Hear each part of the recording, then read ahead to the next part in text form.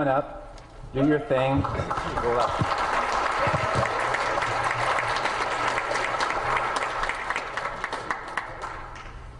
Have you ever wondered why Canada is in debt? Have you ever wondered why the government forces Canadians to pay so many taxes? Have you ever wondered why the bankers from the largest private banks are becoming wealthier and the rest of us are not? Have you ever wondered why the gross national debt is over $800 billion? Or why we are spending $160 million a day on the interest of the national debt? That's $60 billion a year. Have you ever wondered who receives the $60 billion? What I have discovered is the banks and the government have colluded to financially enslave the people of Canada. I will share with you 3 important points of reference which will hopefully spark enough interest and concern for you to continue the research on your own and to engage your government to stop this criminal act against the people of Canada. First, we will briefly examine the Bank of Canada. Second, we will see how our banking system works today. And lastly, I will offer a viable solution that we can petition our government to implement. A very little known figure in Canadian history is J.O. Gradon McGeer. He was a lawyer, Member of Parliament, and Mayor of Vancouver. His contribution to Canada is probably the greatest in our history.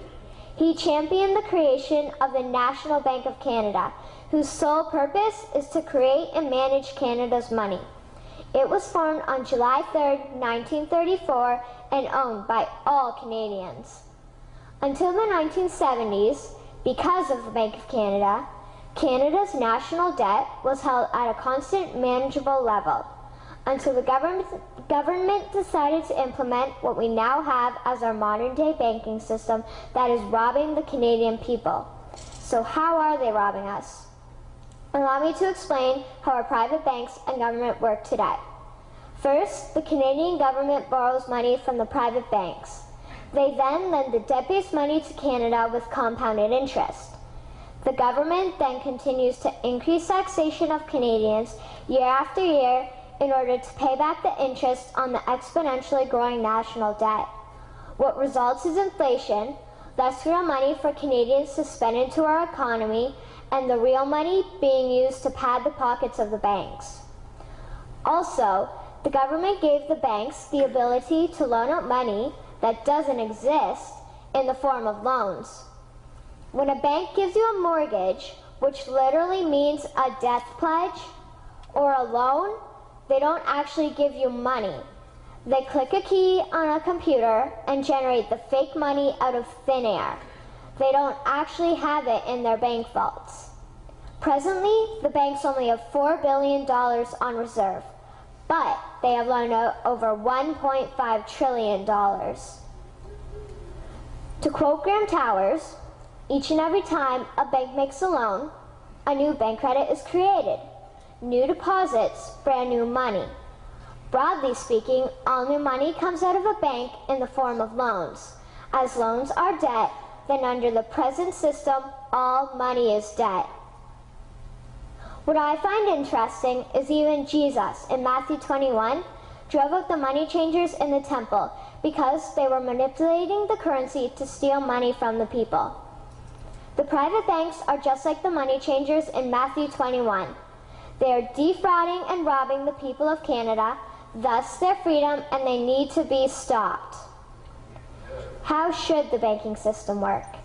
In an infamous interview, Mr. McGeer asked Mr. Towers, "Can you tell me why a government with power to create money should give that power away to a private monopoly and then borrow that which Parliament can create itself back at interest to the point of national bankruptcy?"